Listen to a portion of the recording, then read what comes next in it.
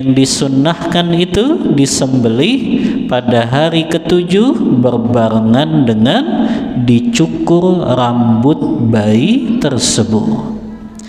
Wahia min haqqil waladi ala walidihi, dan ini adalah haknya anak yang wajib ditunaikan oleh bapaknya.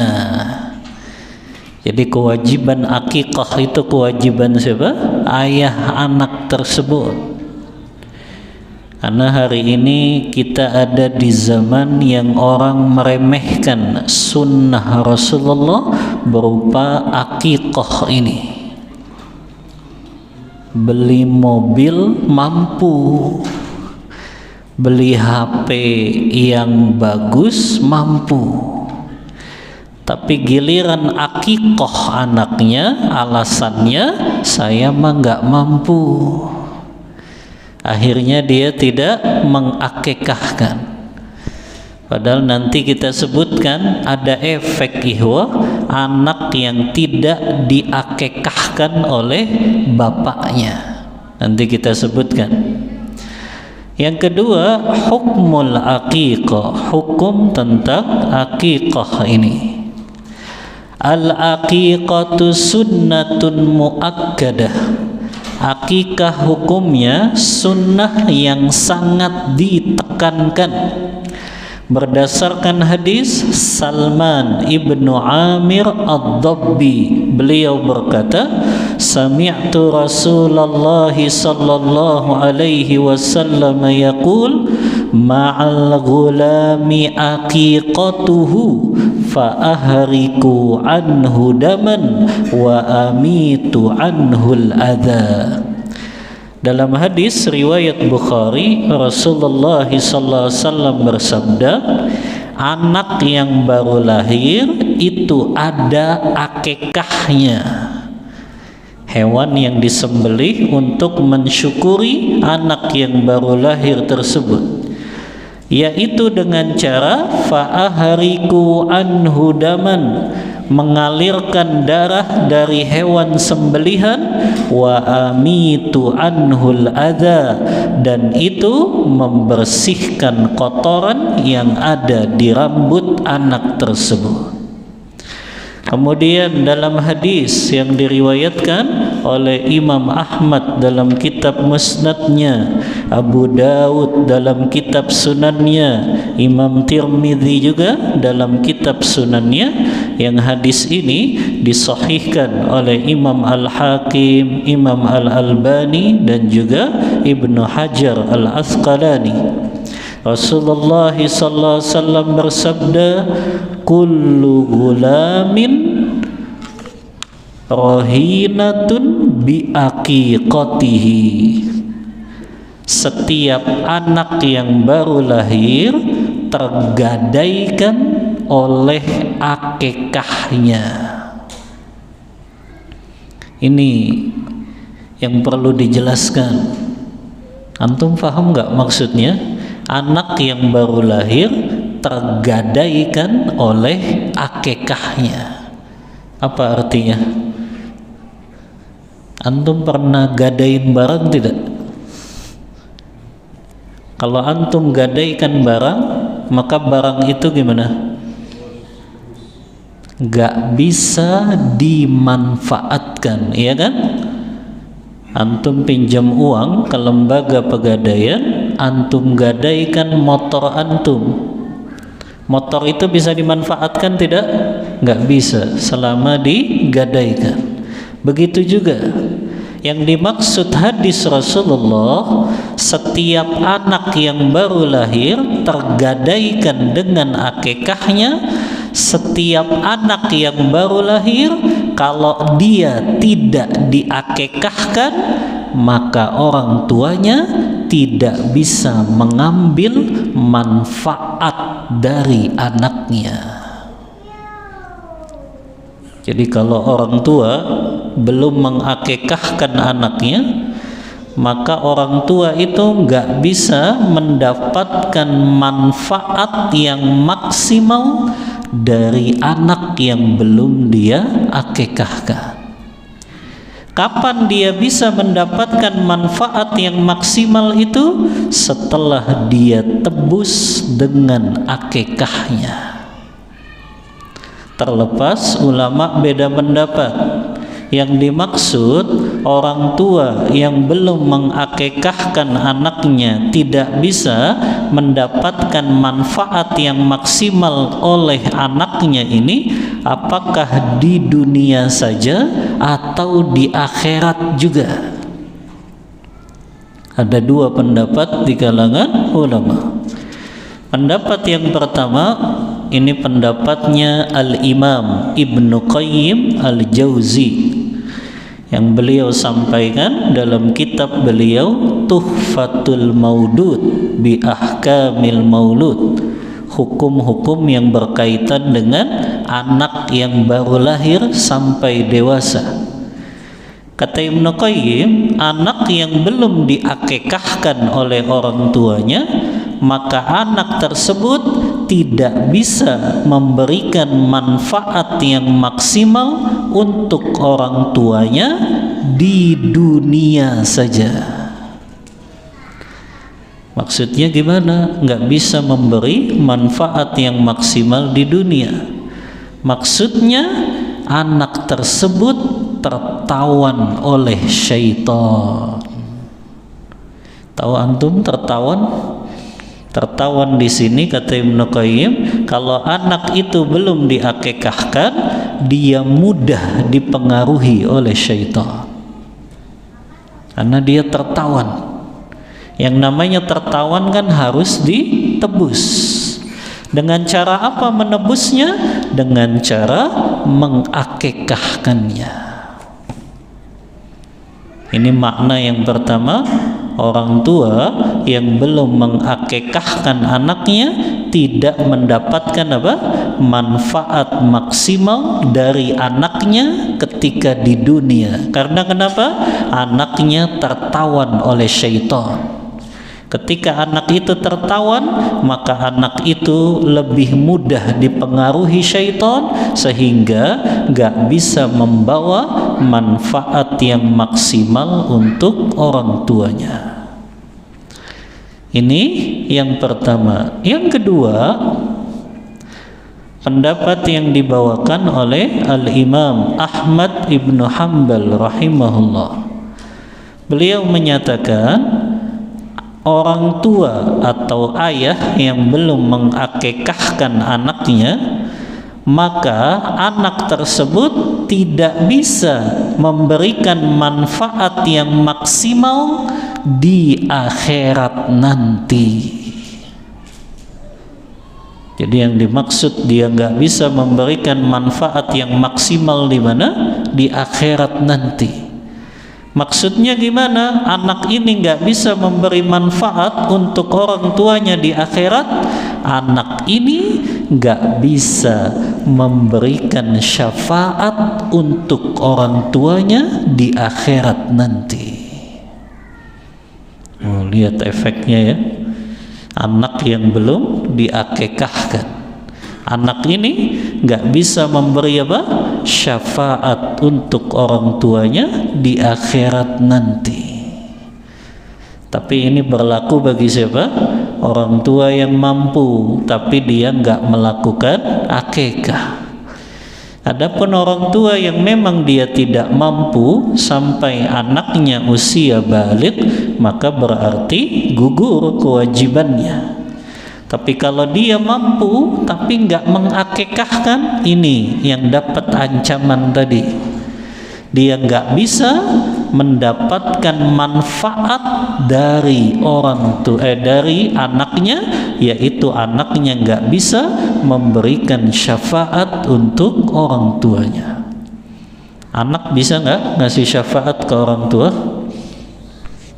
Bisa tidak? Siapa saja yang bisa ngasih syafaat pada hari kiamat? Kan yang bisa ngasih syafaat kepada manusia pada hari kiamat itu tidak hanya Rasulullah saja, tapi ada mereka yang bisa memberikan syafaat pada hari kiamat. Di antaranya siapa? Orang yang mati syahid. Orang yang mati berperang di jalan Allah atau dia mati syahid, dia bisa ngasih syafaat untuk 70 kerabatnya. Siapa lagi? Anak kecil yang wafat sebelum usia baligh. Anak kecil yang wafat sebelum usia baligh, maka anak ini akan menjadi syafaat untuk orang tuanya. Tapi tadi anaknya sudah diakekahkan. Makanya mayoritas ulama mengatakan sunnah muakkadah, sunnah yang ditekankan melakukan akekah itu ketika anak sudah keluar dari perut ibunya, walaupun dia ternyata setelah hari ke-7 wafat atau sebelum hari ke-7 wafat, tapi ulama tetap menganjurkan tetap diakekahkan. Karena anak ini akan apa? Memberikan syafaat untuk orang tuanya pada hari kiamat. Ya, lihat bagaimana para ulama menjelaskan pentingnya akikah. Ya, siapa lagi yang bisa ngasih syafaat pada hari kiamat? Termasuk anak yang beriman dan anak yang soleh. Dia bisa memberikan syafaat untuk orang tuanya. Tapi syaratnya tadi, anak ini sudah diakekahkan oleh orang tuanya. Adapun kata Imam Ahmad, anak ini enggak diakekahkan, maka anak ini enggak bisa memberikan manfaat yang maksimal untuk orang tuanya pada hari kiamat nanti di akhirat. Ya. Dan wallahu ta'ala a'lam, pendapat mayoritas ulama menggabungkan dua pendapat ini. Anak yang tidak diakekahkan, maka anak tersebut nggak bisa memberikan manfaat yang maksimal untuk orang tuanya di dunia dan juga di akhirat. Berarti dua tuh, di dunia dan juga di akhirat.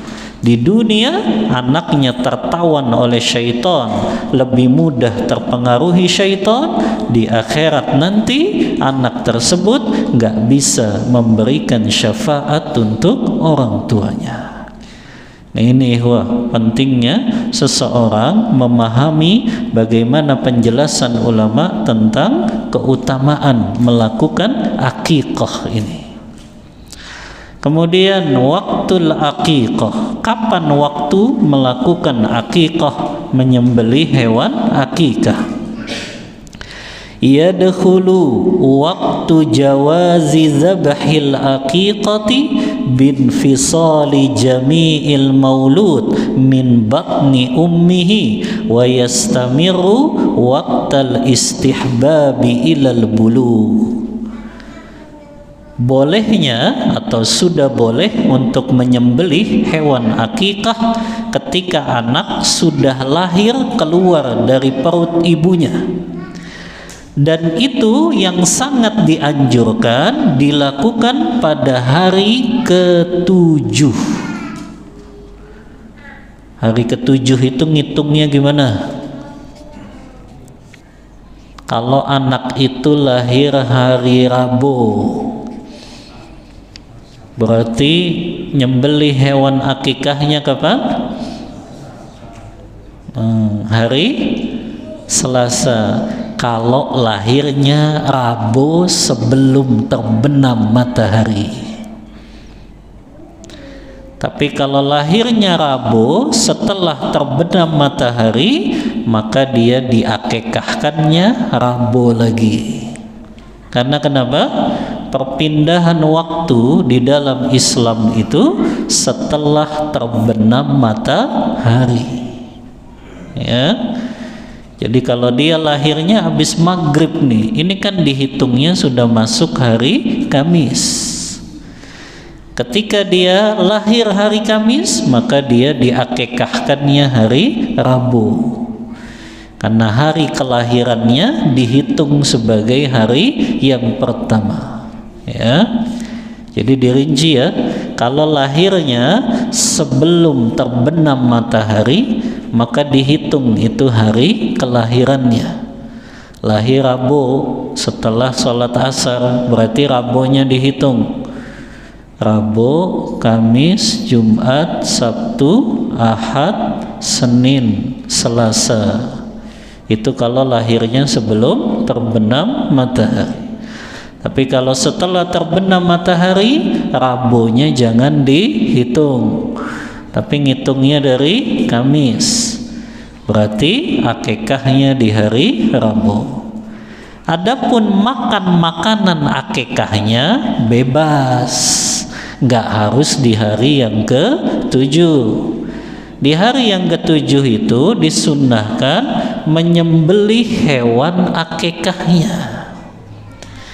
Adapun antum misalnya mau ngadain acaranya hari Ahad, karena Ahad para keluarga besar pada datang, boleh.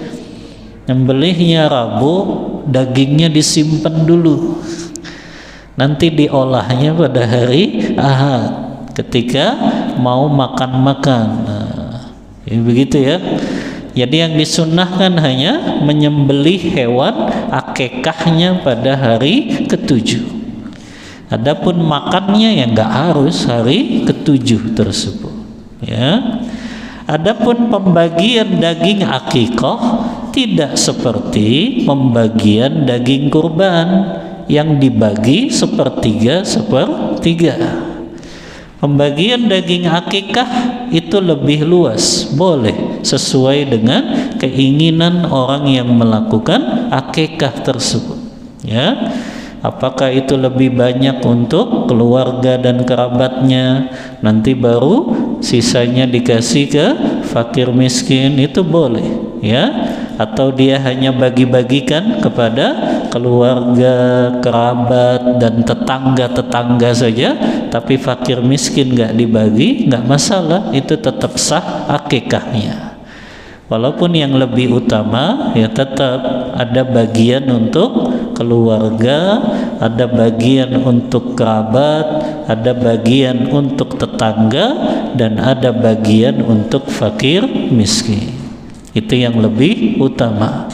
Tapi kalaupun itu nggak dilakukan, tetap sah akikahnya. Kemudian miqdaru ma yuzbahu fil aqiqah, ukuran hewan yang disembelih saat melaksanakan akikah. Yusannu, dianjurkan, an yadhbaha anil ghulami syatani wa anil jariyati syatun, dianjurkan menyembelih hewan akikah untuk anak laki-laki 2 ekor kambing, untuk anak perempuan 1 ekor kambing.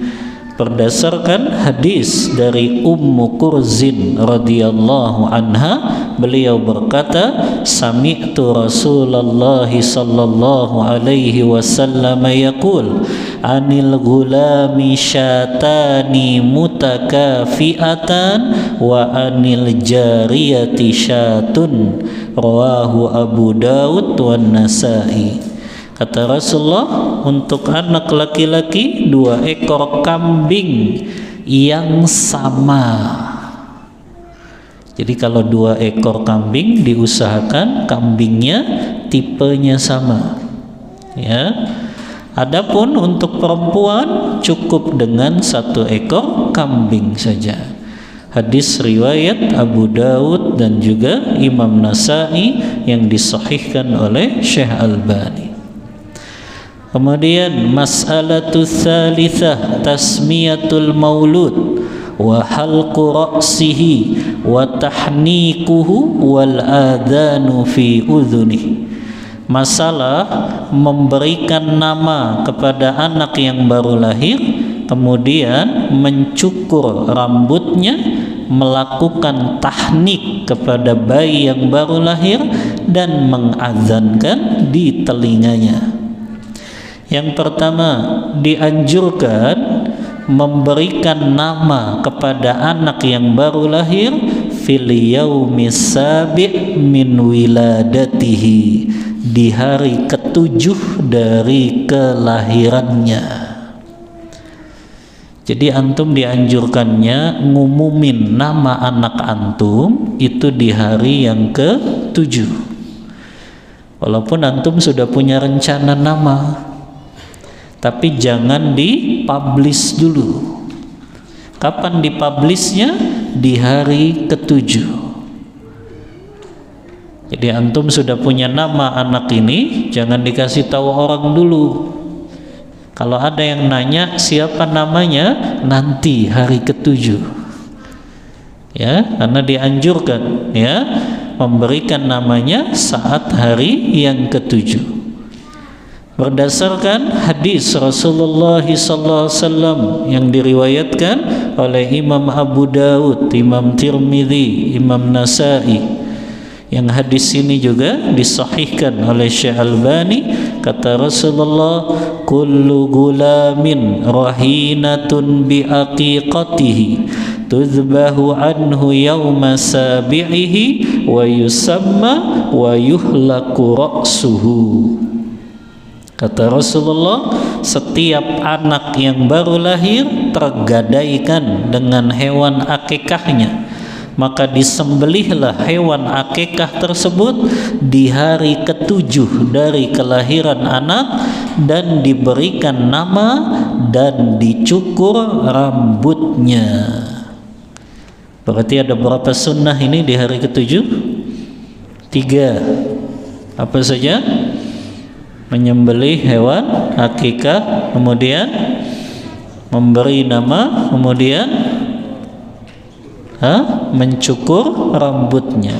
Adapun mentahnik bayi, ihwa, itu dilakukannya setelah bayi lahir langsung.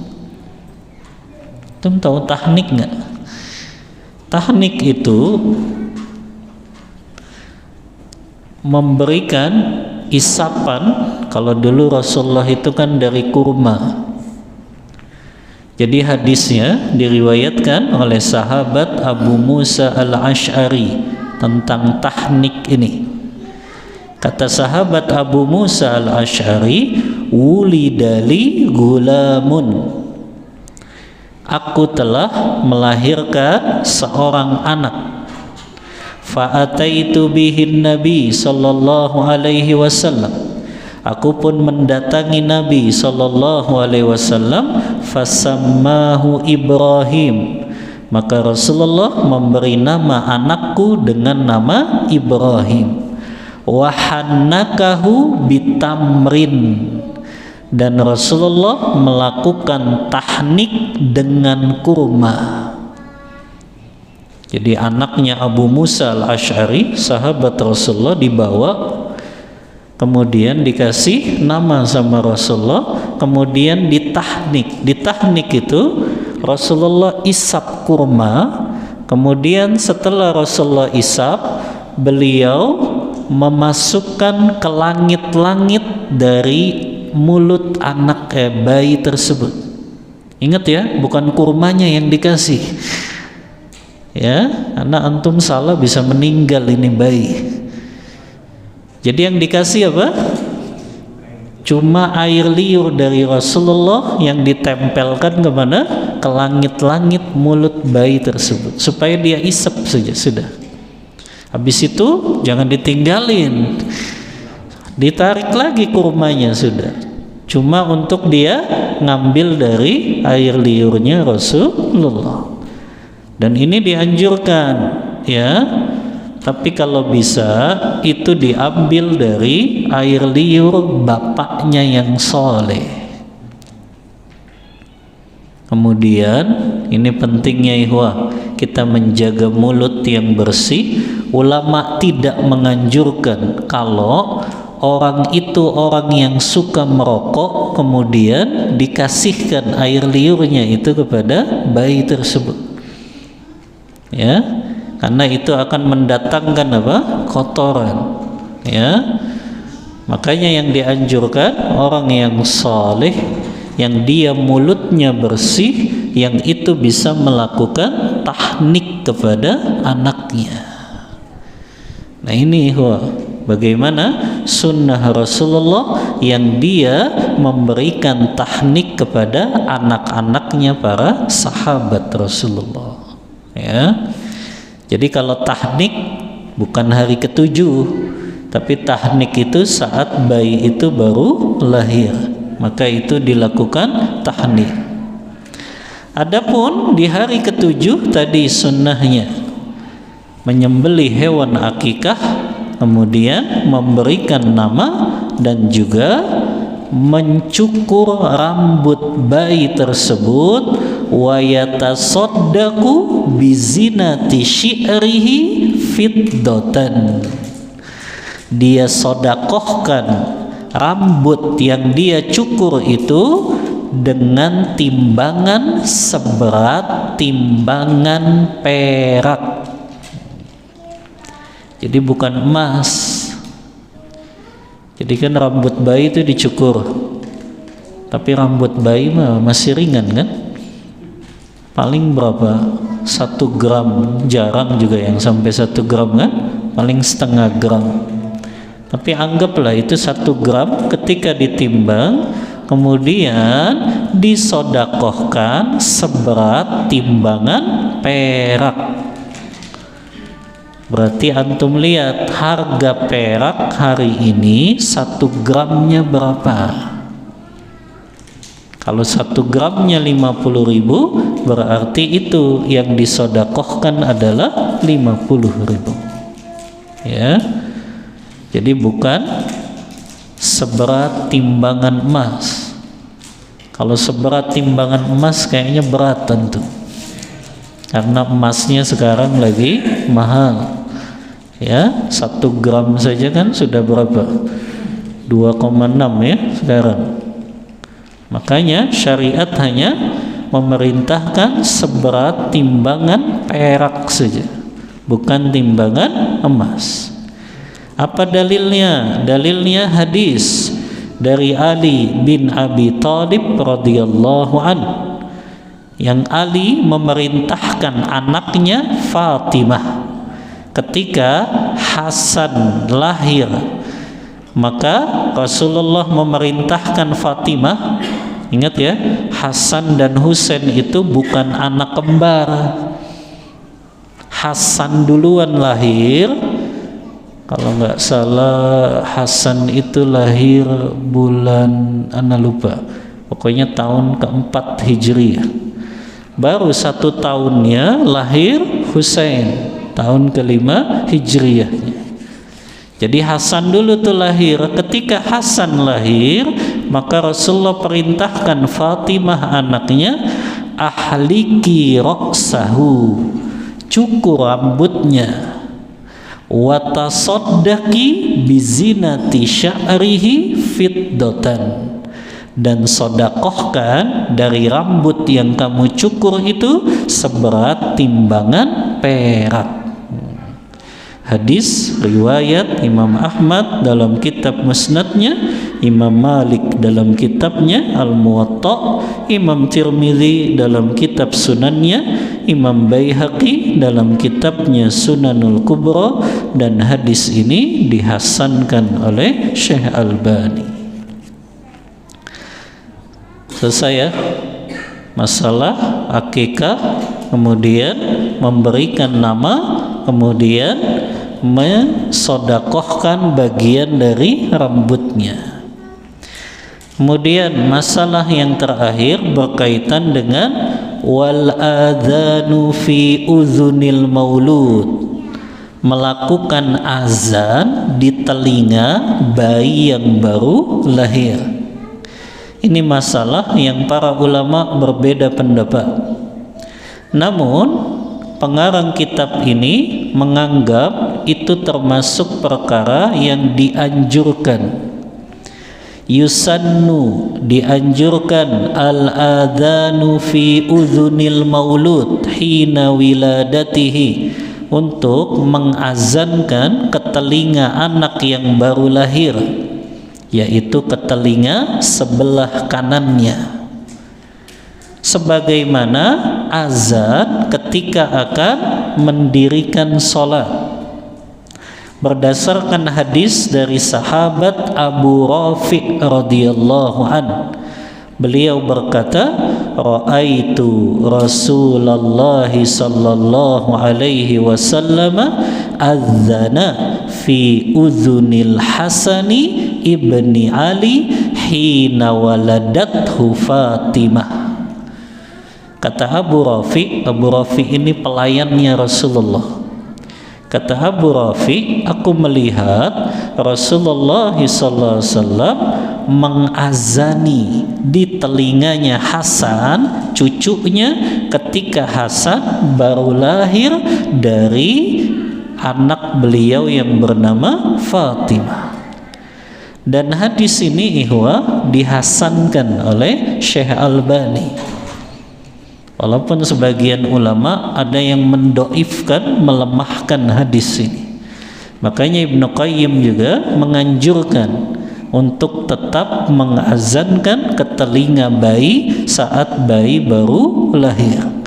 Ingat, yang ada di hadis ini hanya diazankan saja, tidak diiqomahkan. Makanya sampai sekarang ana belum dapetin hadis yang memerintahkan untuk mengikomahkan di telinga bayi.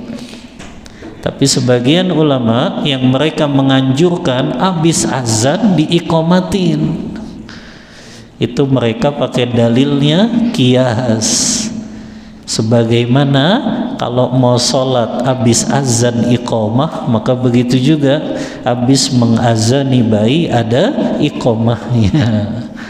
Tapi wallahu a'lam, kalau ana lebih menguatkan cukup mengazankan saja di telinga bayi tanpa mengiqomahkannya, ya.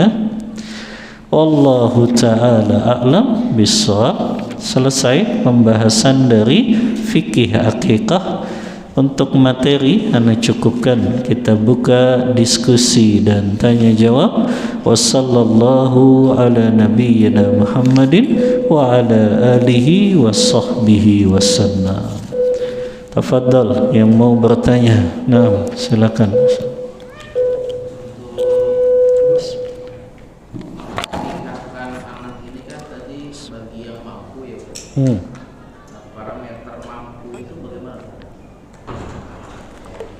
Parameter mampu.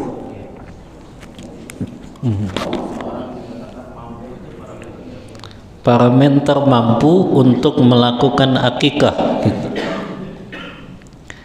Yang pertama, mampu itu kan berarti dia memiliki kecukupan untuk menafkahi orang yang dia tanggung nafkahnya. Berarti dia sudah cukup untuk memiliki nafkah, memberikan nafkah kepada orang yang dia tanggung nafkahnya. Yang kedua, dia masih memiliki tabungan untuk bisa membeli hewan akikah. Jadi untuk nafkahin istri, anak, orang tuanya cukup, kemudian dia masih ada kelebihan tabungan. Yang tabungan itu cukup untuk beli hewan akikah. Ana tanya antum, domba usia 6 bulan, jenisnya betina, berapa harganya?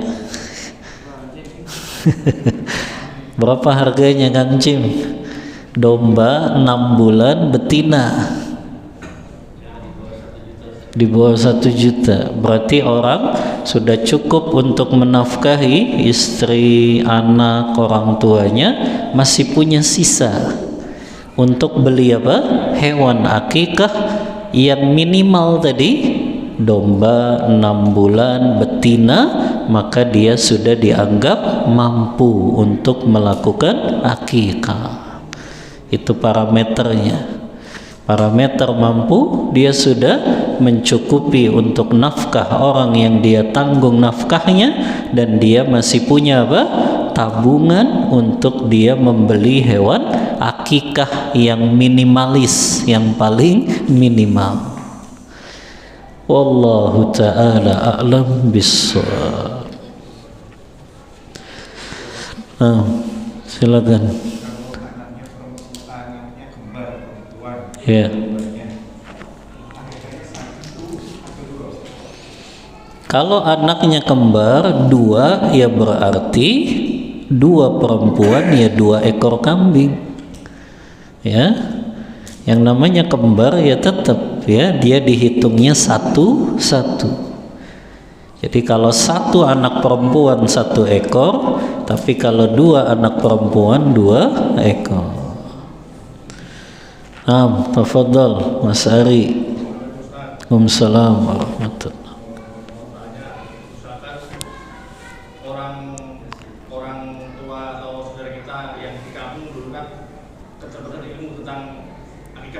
Mungkin dia mampu ya, tapi karena keterbatasan ilmu maka tidak diakikahkan. Nah itu sampai anaknya sudah dewasa atau balik atau sudah menikah itu, setelah tahu itu tetap harus atau ada cara lain sebagai penebus atau setelahnya itu. Iya. Yang pertama, kalau ternyata orang tua tersebut dia tidak mengakikahkan karena tidak mampu. Ilmunya belum. Padahal mampu gitu. Kalau ternyata dia mampu, tapi kemudian tidak mengakikahkan anaknya, maka apakah orang tua tersebut, maksudnya orang tuanya mau akikahin gitu, setelah tahu, apa anaknya mengakikahkan diri sendiri? Memang masalah apakah anak itu disyariatkan mengakikahkan dirinya sendiri, ini masalah yang ulama beda pendapat. Ada yang mengatakan itu enggak disyariatkan karena kewajiban akikah itu kewajiban ayah sudah, dan anak enggak punya kewajiban untuk mengakikahkan dirinya sendiri. Ini dalil ulama yang menyatakan sudah, kalau orang tuanya nggak mengakikahkan maka nggak perlu anaknya mengakikahkan diri sendiri. Adapun yang kedua, sebagian ulama membolehkan karena kata mereka mengakikahkan diri sendiri itu bagian dari ibadah, maka itu diperbolehkan.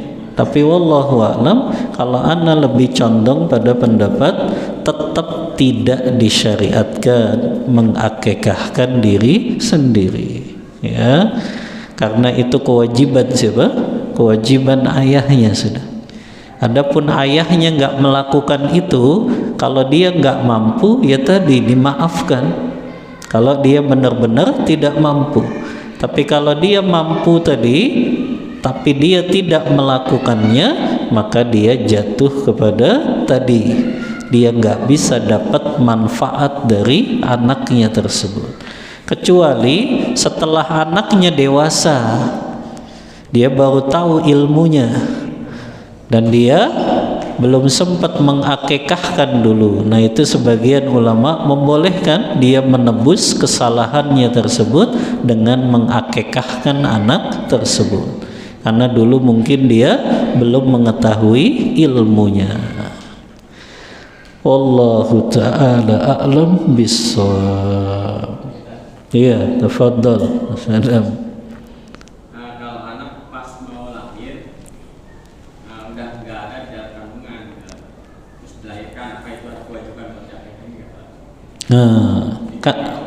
iya, berarti dia sudah mati kan dalam perut ibunya, maka yang seperti itu tidak ada untuk akikahnya. Karena tadi kapan anak itu sudah bisa diakikahkan? Kalau dia keluar dari perut ibunya dalam keadaan hidup, walaupun hidupnya cuma 1 hari, tetap dianjurkan untuk diakikahkan. Tapi kalau dia sudah wafat dalam perut ibunya, ya akhirnya dikeluarin, maka tidak dianjurkan untuk diakikahkan karena dia tidak lahir dalam keadaan hidup gitu. Dia sudah wafat dalam perut ibunya tersebut. Wallahu ta'ala a'lam bissawab.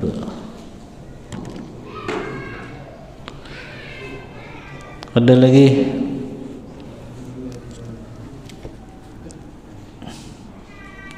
Enggak ada? Taib, kalau memang tidak ada, kita cukupkan ikhwah kajian kita pada malam hari ini.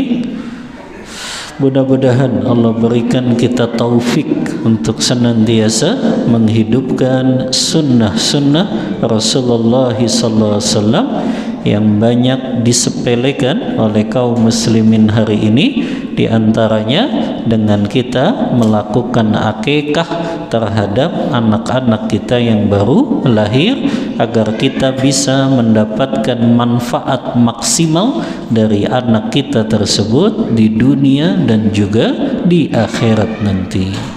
Amin, Allahumma amin. Wallahu ta'ala a'lam bissawab. Mohon maaf bila ada kata-kata yang kurang berkenan di hati ikhwah semuanya.